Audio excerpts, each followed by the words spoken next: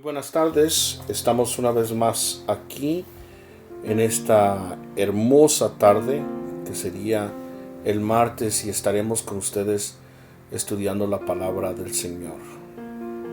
Si el Señor lo permite, ya pronto estaremos juntos como congregación y vamos a estar nosotros confirmando este fin de semana cuando ya iniciamos nuestros servicios juntos con el pueblo de Dios. Recuerden de que este estudio bíblico es siempre respaldado por Iglesia de Jesucristo, Ministerios a los Pies del Maestro y su servidor es Gerson Patricio Sarasúa. Estamos nosotros siempre contentos de poder estar aquí con ustedes.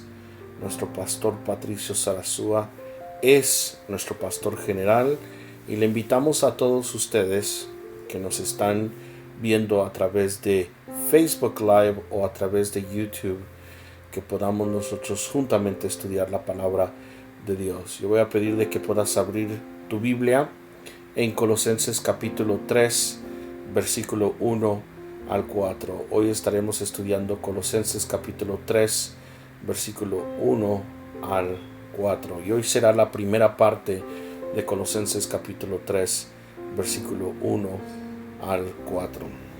Yo voy a leer en esta tarde de la nueva versión internacional, que regularmente uso la Biblia de las Américas, pero hoy quiero más hacerlo como un estudio en general y quiero usar la nueva versión internacional. Y vamos a leer lo que dice el apóstol Pablo en esta epístola. Otra vez yo estoy leyendo de la nueva versión internacional, sea que tú tengas una diferente versión, pero básicamente van a decir lo mismo, solamente que vamos a ver diferentes interpretaciones del pasaje. Pero dice así las Escrituras: ya que han resucitado con Cristo, busquen las cosas de arriba. Si tienes un lapicero, quisiera que subrayes esa frase: busquen las cosas de arriba, donde está Cristo sentado a la diestra, y esta versión dice derecha de Dios. Versículo 2 dice: concentren su atención en las cosas de arriba. En otras palabras, es otra forma de decir busquen como concéntrense en las cosas de arriba, no en las de la tierra, pues ustedes han muerto y su vida está escondida con Cristo. Subraya esa frase: su vida está escondida con Cristo. Una de las preguntas que nos vamos a hacer durante este estudio es: ¿qué quiere decir que nuestra vida está escondida en Cristo? ¿Qué indica eso? Y eso es lo que Pablo nos está diciendo. Dice que su vida de ustedes está escondida en Cristo, en Dios. Versículo 4 dice: cuando Cristo, que es la vida de ustedes, se manifieste, esto es cuando Él venga en su segunda venida y se manifieste, entonces también ustedes serán manifestados con Él en gloria. Muy bien, vamos entonces a orar y le vamos a dar gracias al Señor. Padre, te damos gracias por esta hermosa tarde, por el privilegio que nos das de poder estudiar tu palabra y que podamos ser no solamente oidores, pero hacedores de ella. Te lo pedimos en el nombre poderoso de Cristo Jesús. Amén y amén. Vamos entonces a comenzar con algunas cosas del libro de Colosenses y vamos a ver un poquito de la introducción para que puedas entender qué es lo que está pasando en la ciudad de Colosa, en la iglesia de Colosas. En primer lugar, tenemos que entender de que el apóstol Pablo no fue el fundador de la iglesia en Colosenses. Para los que son nuevos, recuerden de que en el primer siglo, estamos hablando de 2000 años hacia atrás, la iglesia no se reunían en edificios, sino de que la iglesia se reunía en casas, en diferentes hogares. Y quiero dar a entender que los hogares no eran tan sofisticados y no eran tan grandes como muchos de ustedes o de nosotros tienen casas que pueden ser hasta de doble piso, casas muy grandes, sino que solamente los ricos tenían suficiente, podríamos decir, suficiente espacio en sus hogares para que pudiera haber un buen grupo de personas. Excavaron la iglesia, una de las primeras iglesias en Europa durante ese entonces, que fue como en el segundo, al final del segundo, principios del tercer siglo. Entonces, en este tiempo no se reunían en un edificio como hoy tenemos, sino básicamente se reunían en hogares. Eran las casas donde eran las reuniones de la iglesia. Pero recuerden que la palabra iglesia quiere ver con la palabra en el Antiguo Testamento es la asamblea o la reunión. Es la asamblea o la reunión. Y me encanta cómo el apóstol Pablo describe en el libro de los Hechos que la reunión era una reunión particularmente de Dios.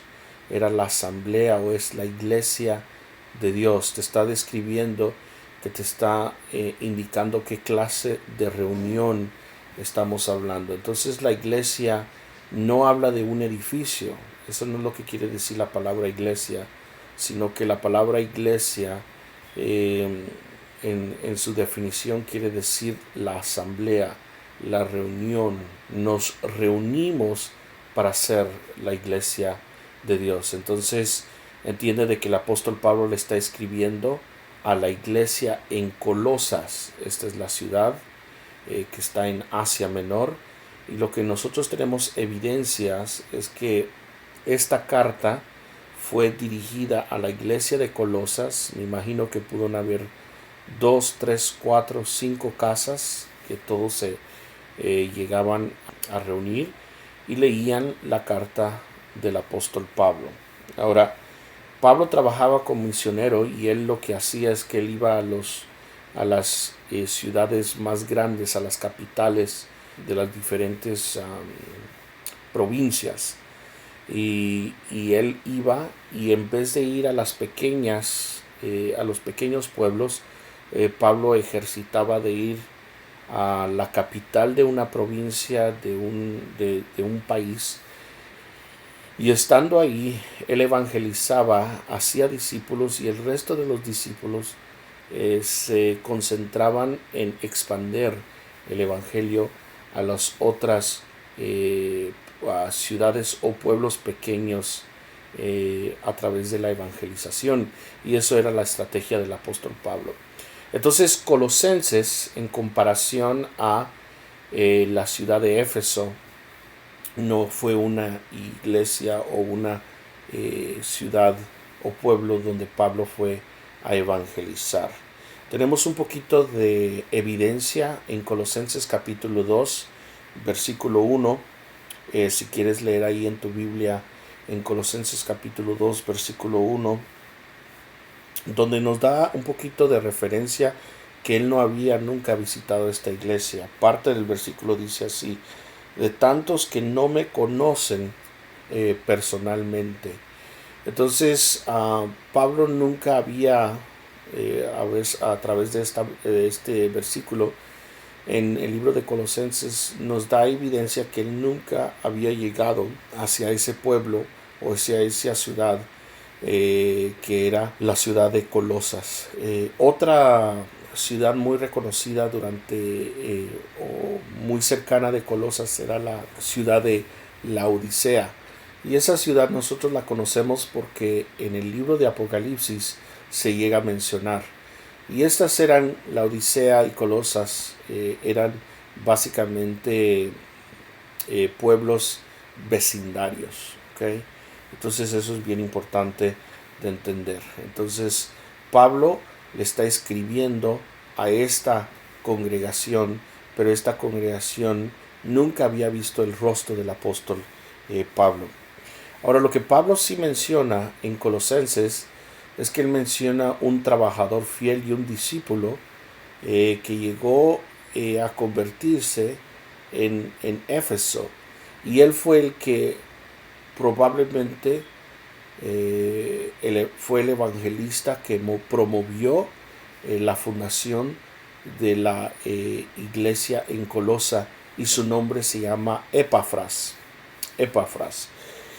Si tienes tu Biblia, puedes ir a Colosenses capítulo 1, versículo 7, o Colosenses capítulo 4, versículo 12 al versículo 13. Colosenses 1, 7 o Colosenses 4, 12 al 13. Y ahí te vas a dar cuenta de que hubo uno que colaboró con el apóstol Pablo, y es uno que ejerció como siendo evangelista para la iglesia que se fundó en Colosa. Y su nombre es Epafras, y él va a ser un hombre muy reconocido más adelante en otras cartas, en otras epístolas, porque él como si fue prisionero juntamente con el apóstol Pablo. Ahora, aunque Epafras fue el que fundó la iglesia en Colosa, él no fue el que realmente llevó la carta del apóstol Pablo. Puede ser que Epafras fue el que, me imagino siendo el evangelista, el que predicó en Colosas. Él llevó básicamente un reporte al apóstol Pablo, y el apóstol Pablo lo que hizo es que él escribió esta carta a Colosas basado en la información que probablemente Epafras le dio, y el conocimiento o el reporte que le dio es de que la iglesia en Colosas estaba probablemente siendo persuadido por diferentes clases de filosofías que vamos a ver más adelante, que se estaban infiltrando a la iglesia. Y Pablo escribe diciendo: tengan mucho cuidado con estas clases de filosofía, y vamos a ver un poquito sobre eso. Pero el que llevó la carta del apóstol Pablo a la ciudad de Colosas se llamaba un hombre, su nombre era Tíquico. Eso lo puedes encontrar en Colosenses capítulo 4, versículo 7. Él es el que llevó la carta a Colosas. Entonces tenemos estos trabajadores que están trabajando en la obra de Dios. Uno que fue discípulo del apóstol Pablo, uno que fue y se encargó de hacer varios discípulos y levantar una obra en la ciudad de Colosa. Y luego tenemos a otro que también está haciendo el trabajo de llevar la carta que escribió el apóstol Pablo a la iglesia de Colosas, y su nombre es Tíquico. La carta fue dirigida a la audiencia de la iglesia en Colosas. Ese se llama así la ciudad o el pueblo, y nosotros básicamente le llamamos la carta a los de Colosenses. Ahora, lo que sí entendemos de Colosenses, y lo que quiero que entiendas, es que el apóstol Pablo, a través del reporte probablemente de Epafras, se dio cuenta que estaba entrando una cierta filosofía, ideologías que eran contrario al Evangelio de Dios. Yo quiero que abras tu Biblia y vayamos todos a Colosenses capítulo 2, y vamos a ir al versículo 4. Dice así en la Nueva Versión Internacional. Dice: les digo esto para que nadie los engañe, y subraya esta frase, con argumentos capciosos. Esta versión dice que nadie los engañe con argumentos capciosos. La versión Las Biblias de las Américas no va a tener esta frase, argumentos capciosos, sino va a tener razonamientos persuasivos.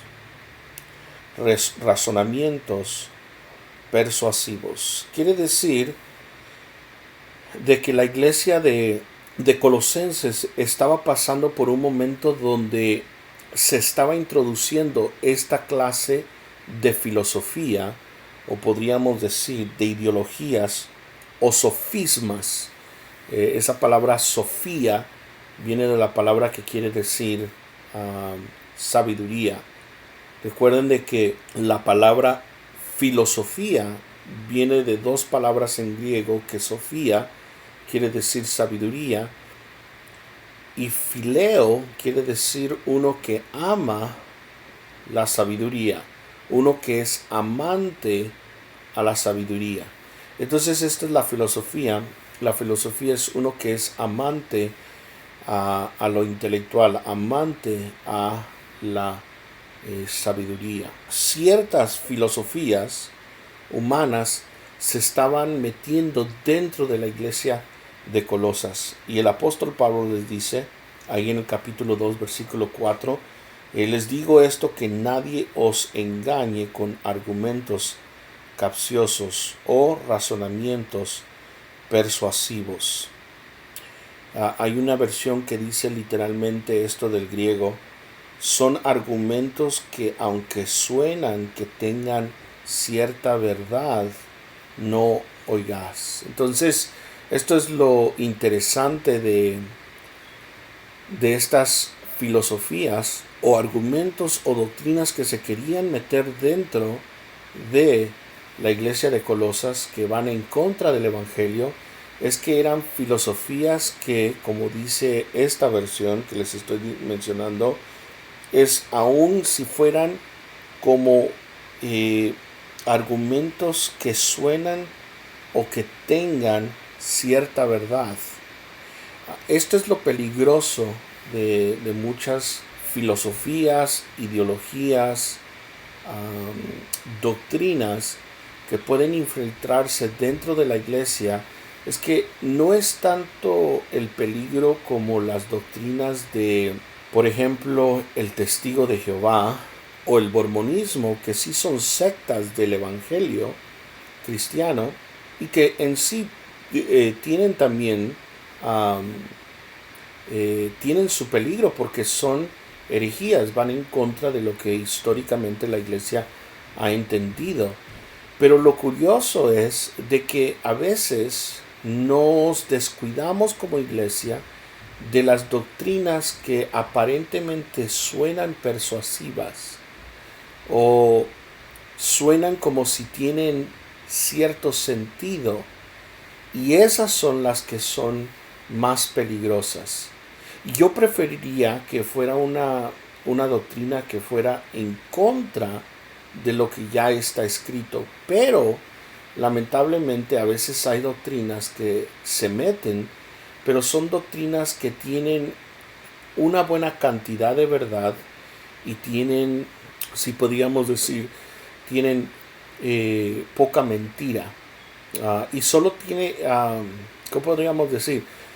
La idea de que si yo te digo, aquí está el agua, por ejemplo, aquí hay un vaso de agua, y vamos a suponer de que yo en ese vaso de agua le meta una gota de veneno que puede tener el potencial de matarte. Simplemente con una gota de ese veneno no quiere decir de que el asunto está de menos peligro.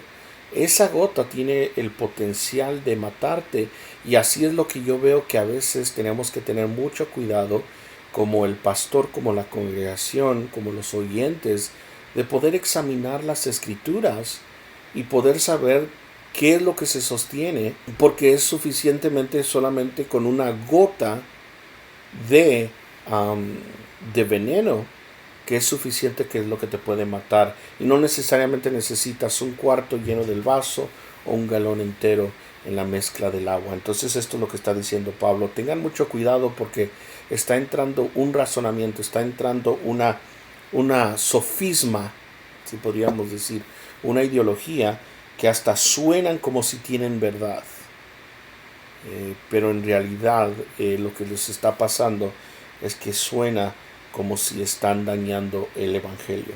¿Cómo podemos identificar esta filosofía? Muchos eruditos han discutido sobre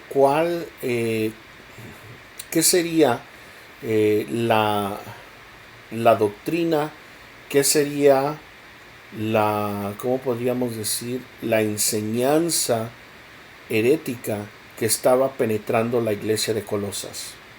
Muchos han tratado de poner que era una mezcla de el judaísmo con una mezcla del gnosticismo. Otros pensaban de que hay una mezcla de religiones paganas con la mezcla del judaísmo, etc. Y muchos simplemente han puesto la herejía de Colosas. Y nos vamos a quedar con eso hasta el día de hoy, porque precisamente como si existía, como podríamos decir, una gran parte de diferentes filosofías que estaban entrando, y no podríamos nosotros solamente decir era algo del judaísmo, era algo de los paganos, era algo griego, era algo romano, sino que había como una combinación de ciertas ideas. Es como cuando vas a California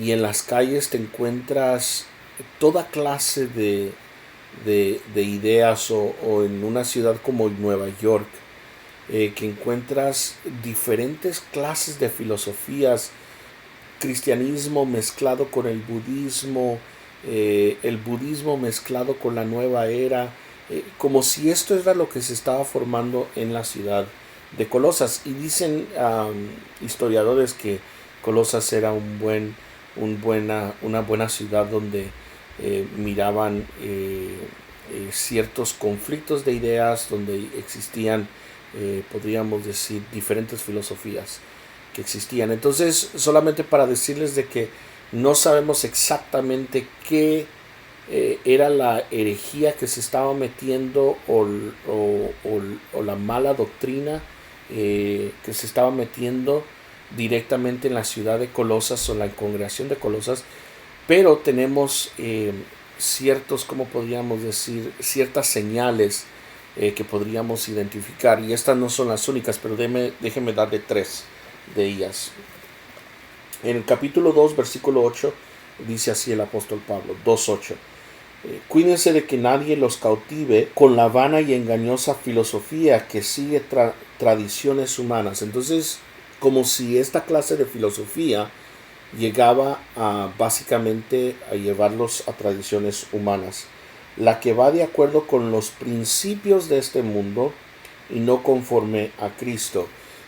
A ver si en la segunda parte tratamos esto, quiénes son los principios del mundo, que esto tiene que ver con el mundo espiritual, y es muy interesante lo que pensaban que eran los principios de este mundo. Y entonces solamente quiero darles a entender un poquito que los principios del mundo no tienen que ver con una filosofía que ya existía sobre lo que tiene que ver con los demonios, el mundo espiritual, y eso lo vamos a tocar un poquito más adelante. Entonces existía esta clase de filosofía de argumentación de lo que estaba queriendo entrar a la iglesia. Sonaba como si tenía cierta verdad, pero estaba mezclado con estas cosas que venían de lo que aquí llama el apóstol Pablo principios de este mundo. Y vamos a ver un poquito más qué podría ser eso. Vayamos todos al versículo 18. En el versículo 18 nos da otra idea de otra filosofía que estaba entrando, ideología o doctrina. Dice en el versículo 18: no dejen que les prive de esta realidad ninguno de esos que se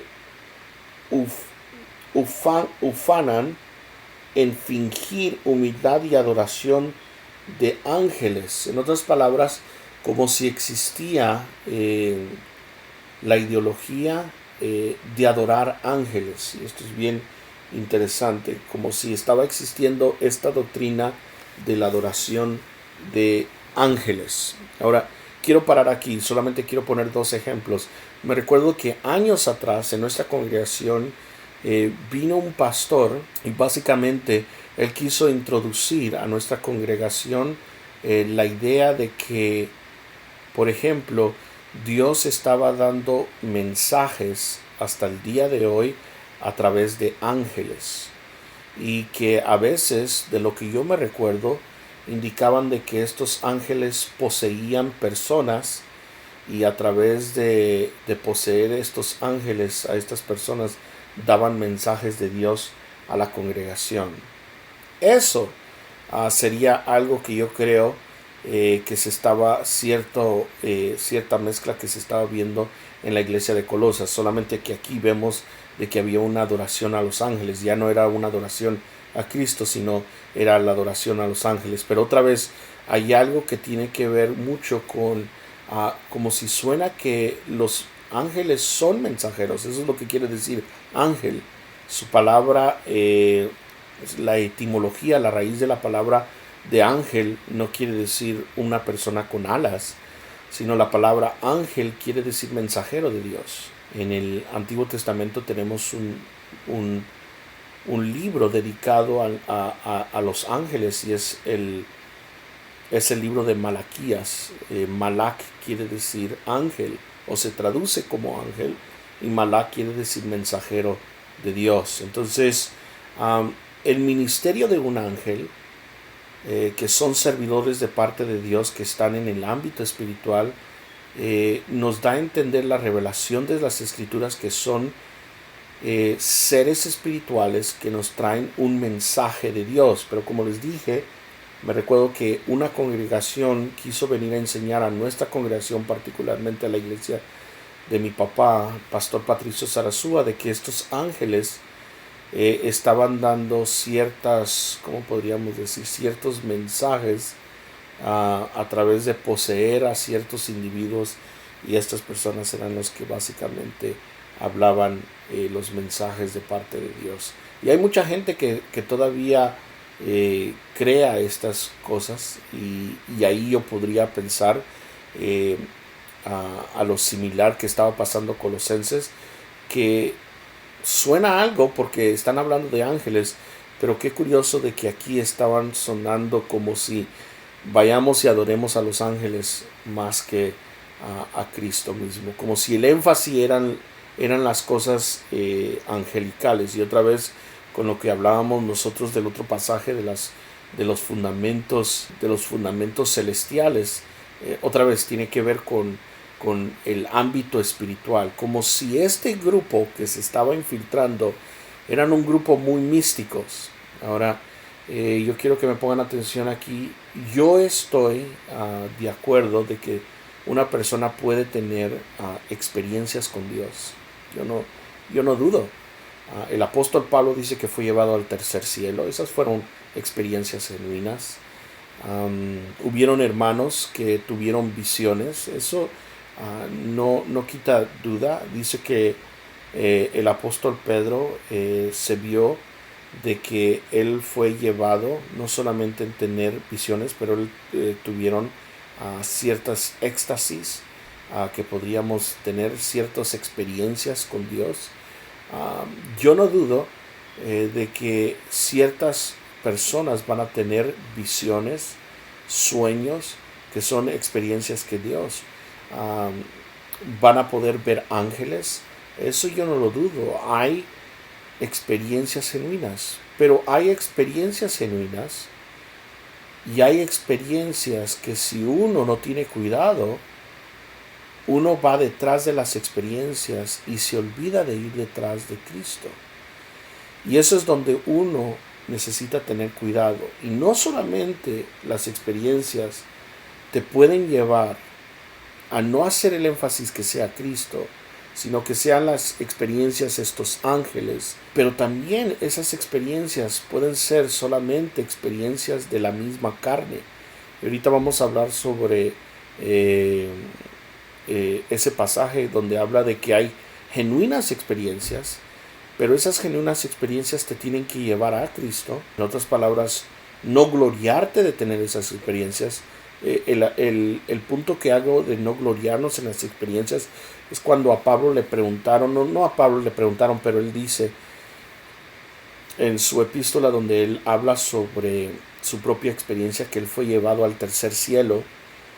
Básicamente le está argumentando con aquellos que se creen superapóstoles y diciendo: Pablo, tú no tienes ningún ministerio en esto porque tú ni anduviste con los 12 discípulos. Y él tiene que defenderse. Y él dice: no, yo tuve las experiencias de ir, de ver al Cristo resucitado, pero también Dios me llevó al tercer cielo.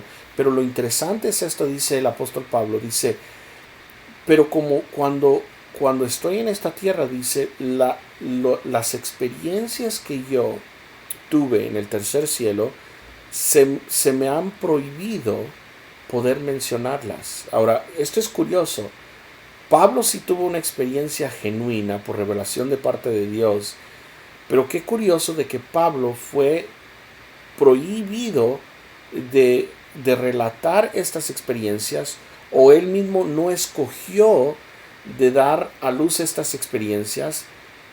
Y qué curioso que hoy hay gente que dice que va al cielo o que va al infierno y te pueden detallar con toda descripción cómo es el cielo, cómo se miran los ángeles en el cielo, qué es lo que los ángeles están haciendo en el cielo, cómo se mira el infierno, cuál es el mapa del infierno, cuáles son las puertas del infierno, quiénes son las personas que están en el infierno. Y son personas que los oigo que son muy casual para hablar sobre estas experiencias. Pero yo cuando miro al apóstol Pablo, miro a Isaías, miro al apóstol Juan, cuando ellos tenían experiencias de haber visto ángeles, de haber visto la presencia de Dios, de haber visto a Dios Todopoderoso, en primer lugar yo veo en la forma como ellos contaban su experiencia con Dios, y no era una experiencia tan casual como si yo estoy viendo a mi amigo de la esquina o a mi vecino. Yo hablé con Dios en esta forma. Dios me fue y me dio un viaje en el cielo y me mostró todo esto.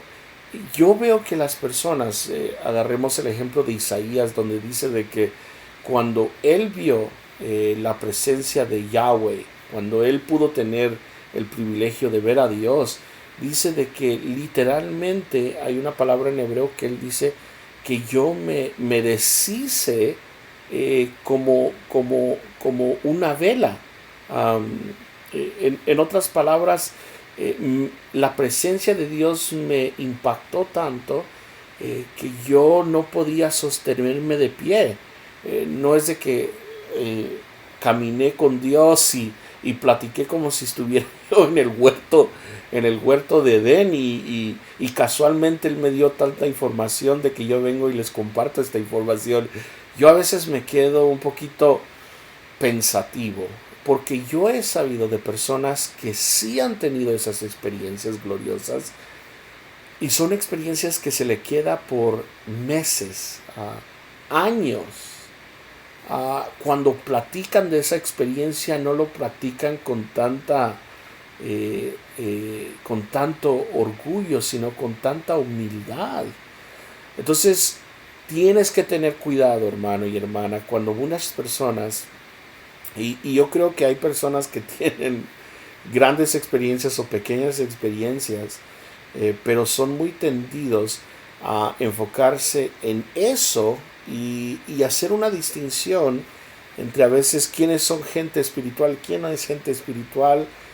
El apóstol Pablo dice, yo fui al tercer cielo y hay cosas que yo no puedo por prohibición, o yo no puedo porque yo mismo quisiera de darles a entender, porque ustedes no entenderían. Entonces ahí yo veo un principio muy interesante. Él, en vez de venir, ¿por qué no nos dijo todos los detalles de lo que él vio?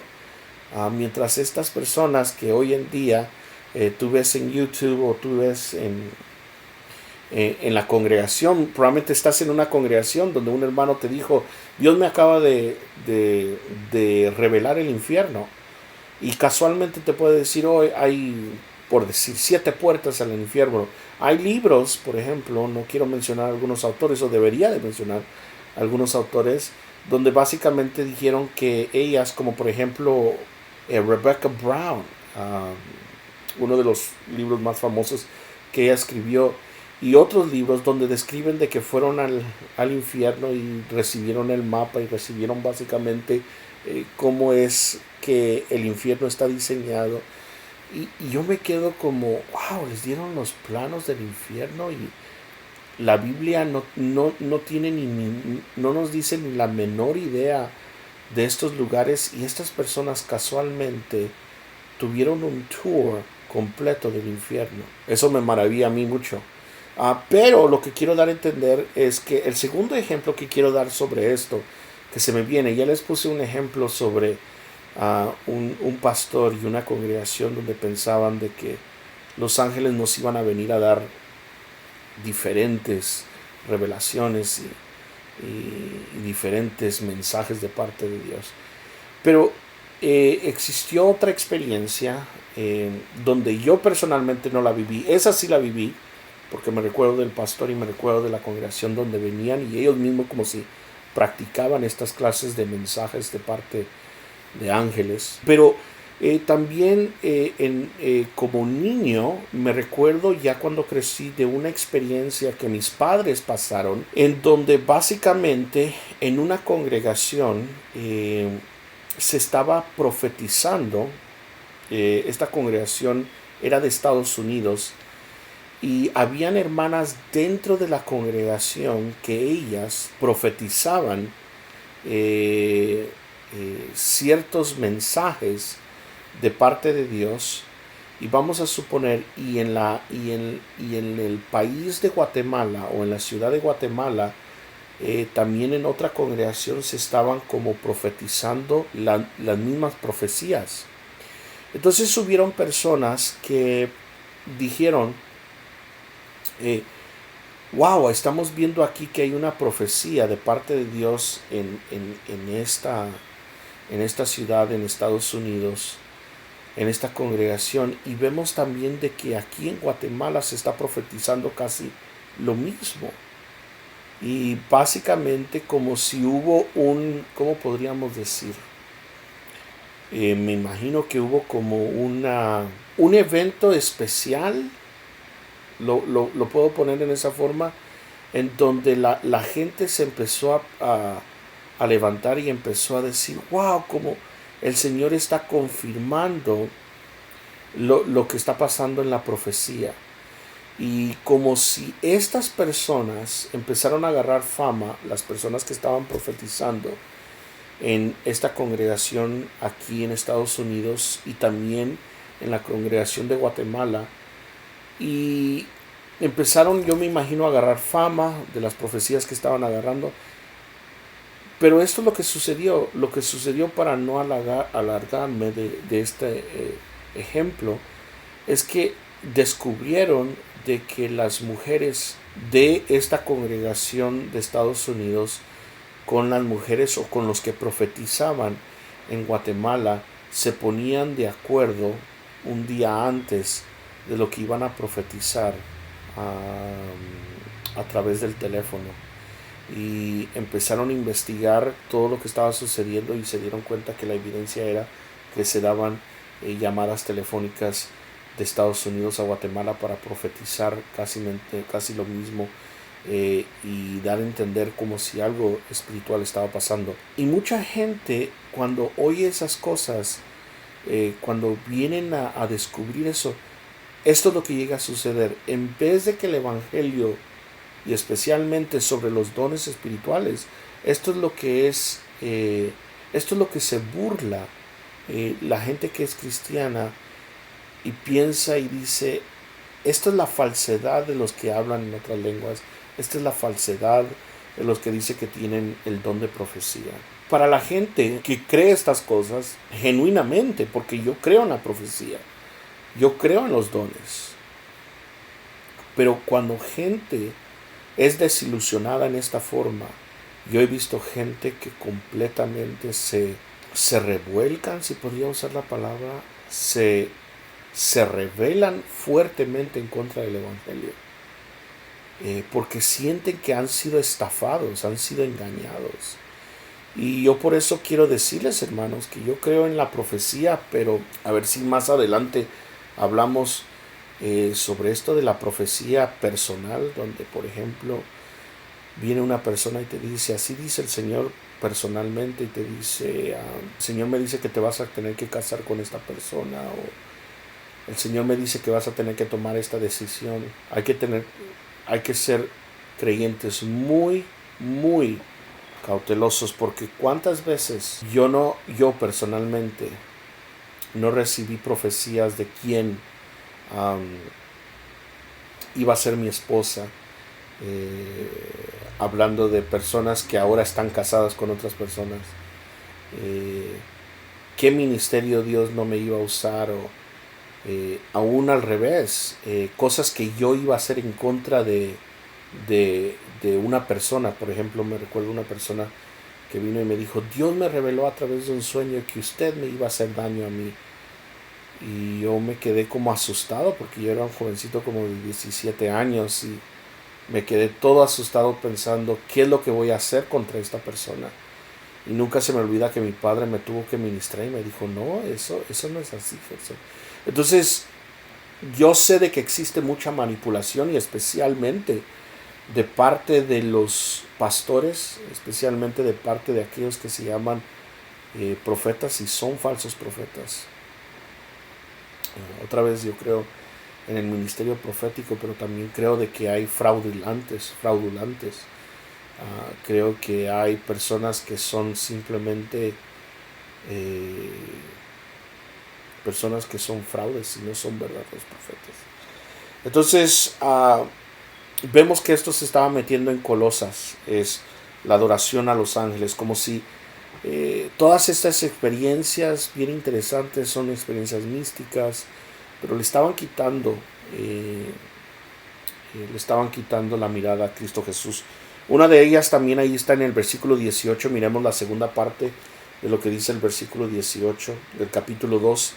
Dice así: no dejen que les prive de esta realidad ninguno de esos que se ufanan. Esa palabra ufanar es una palabra que quiere decir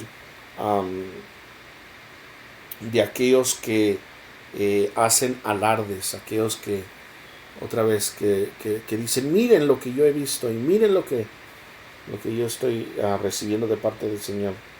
Dice: en fingir humildad y adoración de ángeles. Quiere decir que fingen humildad. Pero miren la segunda parte: los tales hacen alarde de lo que no han visto. Y esto es otra cosa, porque una cosa es tener una experiencia de parte de Dios. Eres nuevo en el creyente, y puede ser que eres muy maduro en la forma de tomar.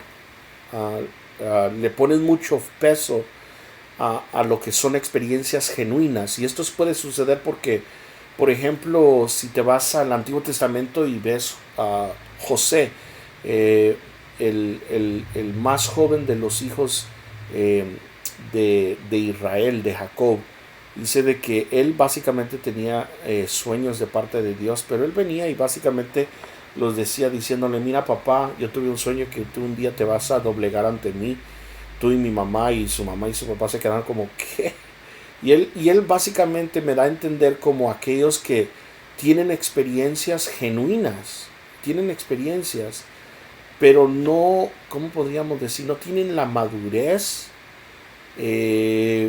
para discernir, no tienen la madurez para compartir, no tienen la madurez de cómo realmente interpretar esos sueños o esas experiencias con Dios que son genuinas. Entonces, esa es una forma que puede ser muy equivocada.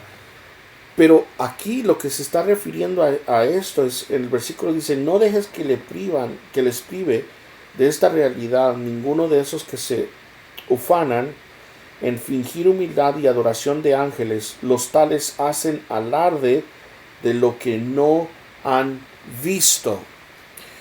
Esto es más peligroso en el sentido de inventar, por ejemplo, mensajes de parte de Dios y Dios nunca habló. Ese es ser un falso profeta.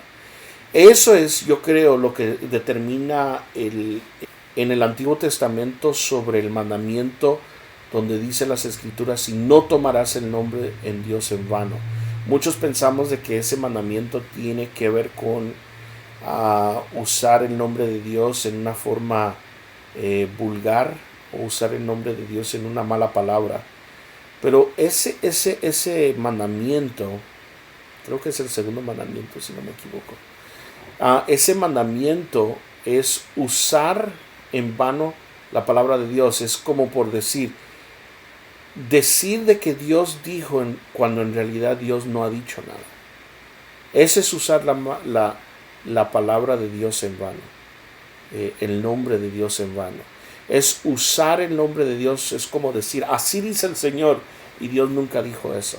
Estas personas, aquí dice en el versículo 18, dice, estas personas, dice, los tales hacen alarde de lo que no han visto. En otras palabras, estas personas no habían visto ángeles, no habían visto estas experiencias y estaban siendo mentirosos, pero estaban contando como si esas experiencias estaban correctas. Yo me imagino que ellos estaban recibiendo y poniendo aquí el ejemplo de que Dios les estaba hablando y en realidad fueron simplemente cosas que no estaban sucediendo, eran mentiras pues. Y mira dónde describe que vienen estas clases de experiencias. Yo ya dije que pueden haber dos clases de experiencias para gente inmadura que no saben cómo tomar las experiencias, pero hay otras experiencias que son fraudes, no son reales. Dice el versículo 18, la última parte, los tales hacen alarde de lo que no han visto y envanecidos por sus razonamientos humanos. Hay otra versión que dice así, déjame ver, dice, esta persona ama lo que encanta amar sobre sus experiencias espirituales, pero en realidad solo salen de su propia carne. Esta es la Biblia NET, The Net Bible. Dice básicamente, tiene una nota sobre este versículo hablando sobre el griego de este pasaje. Dice así, esta parte debe de decirse así: esta persona ama o le encanta hablar sobre sus experiencias espirituales, pero en realidad solo salen de sus propias concupiscencias.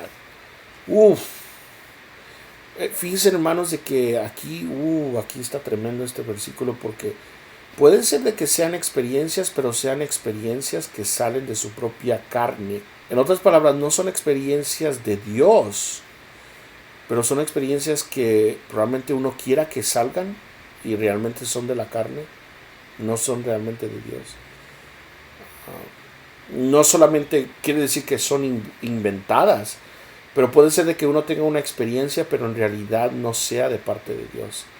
Alguien podrá decir, pero ¿cómo es esto posible? Una posibilidad es como cuando nosotros mismos comemos mucho y nos vamos a dormir y de repente tienes estas pesadillas. ¿Qué es lo que pasa? Y a veces, ¿verdad? Uno piensa que la bestia lo está persiguiendo y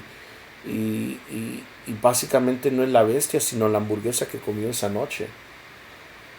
Y a veces, hermano, déjeme decirte, eso es lo que yo quiero dar, les estoy poniendo un ejemplo.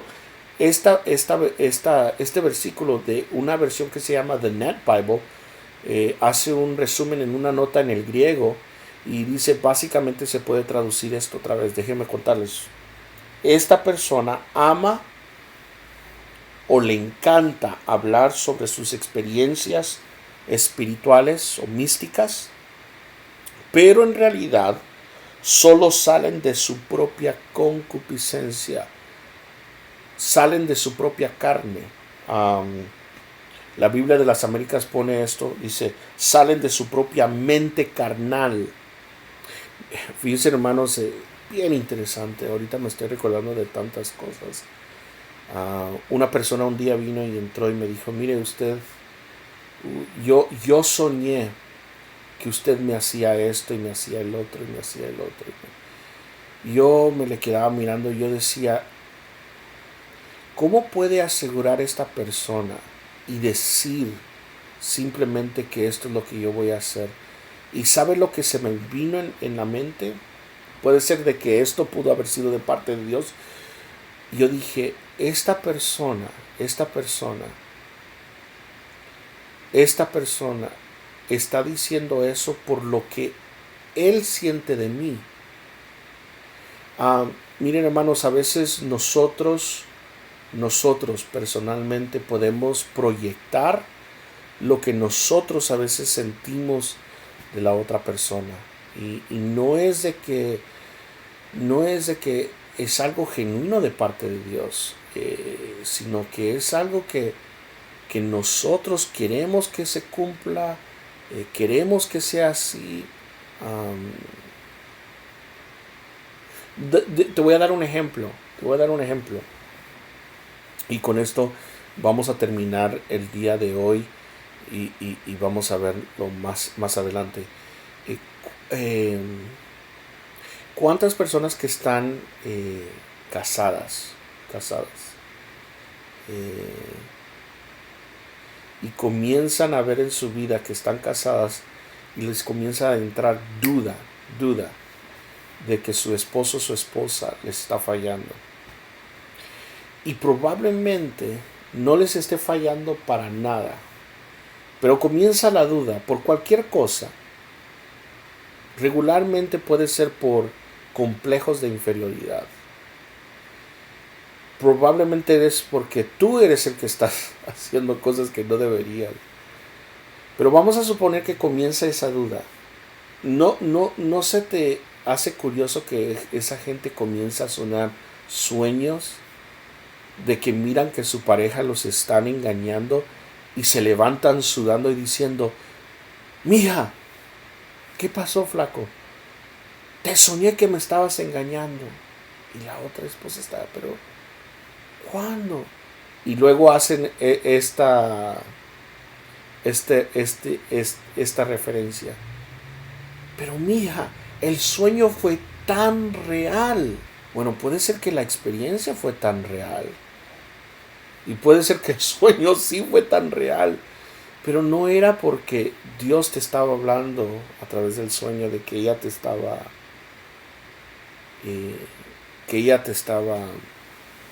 engañando. No era que tenías una intuición de que te estaban engañando. Es simplemente algo que está en tu alma. Tú estás luchando. Y eso comienza a proyectarse en tus sueños, en tus pensamientos. Yo creo de que tenemos que tener mucho cuidado, hermanos, con estas experiencias. Especialmente las personas que se dejan guiar. Como por ejemplo personas que miran ciertas cosas y vienen y dicen: pastor, el Señor me dijo esto. Y esto es lo que la congregación debe de hacer. Inmediatamente ahí es donde uno debería decir: silencio. Dios me tiene que hablar a mí como líder. Si lo que estás diciendo es de Dios, Dios a mí me va a tener que hablar. Nunca se me olvida. Yo ya he dicho que voy a terminar, pero es que se me están viniendo tantos ejemplos. Yo estaba en la escuela bíblica y un profesor nos contó de una experiencia real que a él le sucedió, donde él estaba enseñando en otra escuela bíblica, pero él en su propia experiencia nos decía de que un día, mientras él estaba enseñando, una jovencita se paró y le dijo: profesor, Dios me acaba de hablar. Y el profesor le dijo: sí, dinos que Dios me dijo de que tú tienes que dejar a tu esposa, te tienes que casar conmigo y nos tenemos que ir al África como misioneros. Ahora, dice el profesor que él en ese momento nadie se rió, porque ella lo estaba haciendo con tanta convicción y con tal.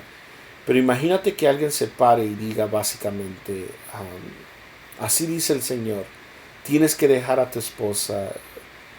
Obviamente, ya cuando va en contra, o no en contra solamente, en contra de los mandamientos de Dios, pero ya cuando una palabra así te habla que tienes que hacer cierto pecado, ya tú sabes que eso va para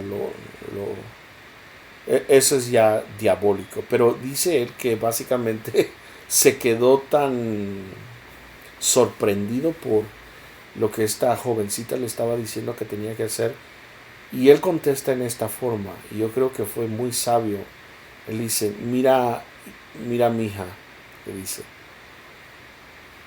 Dios ya te habló a ti. Entonces tú ve y esta noche llega, arregla tus maletas para irnos a África, dice. Y cuando Dios me hable a mí, entonces nos vamos a África. Obviamente, en lo que le estaba diciendo el profesor, en una forma muy sabia, es esto. Mira, Dios nunca me va a pedir que yo me divorcie de mi esposa. Y si me pidiera, Él me tiene que hablar a mí. No puedo solamente ser guiado por lo que tú me digas. Y a veces, hermanos, hay personas que son muy neófitos, esa palabra quiere decir. Eres muy nuevo en el Evangelio. Y lo triste es que lo genuino está ahí, pero hay tanto charlatán, hay tanta gente que hasta puede tener, como les diré, sinceridad, pero en realidad no saben cómo manejar las experiencias que tienen con Dios. Otros con malas intenciones, otros para fingirse que son superiores, más espirituales, van a inventar todas estas cosas que en realidad no son así. Esto es lo que Colosas se estaba dañando. Y ahora vamos a ver en la segunda parte qué es lo que pide el apóstol Pablo que hagamos para que nosotros estemos listos y preparados para estas cosas y estos encuentros. Vamos a orar. Padre, te damos gracias por lo bueno que tú eres. Te pedimos de que nos hables y nos hagas entender tu palabra en el nombre poderoso de Cristo Jesús. Amén. Dios me los bendiga y estaremos el viernes una vez más estudiando su palabra.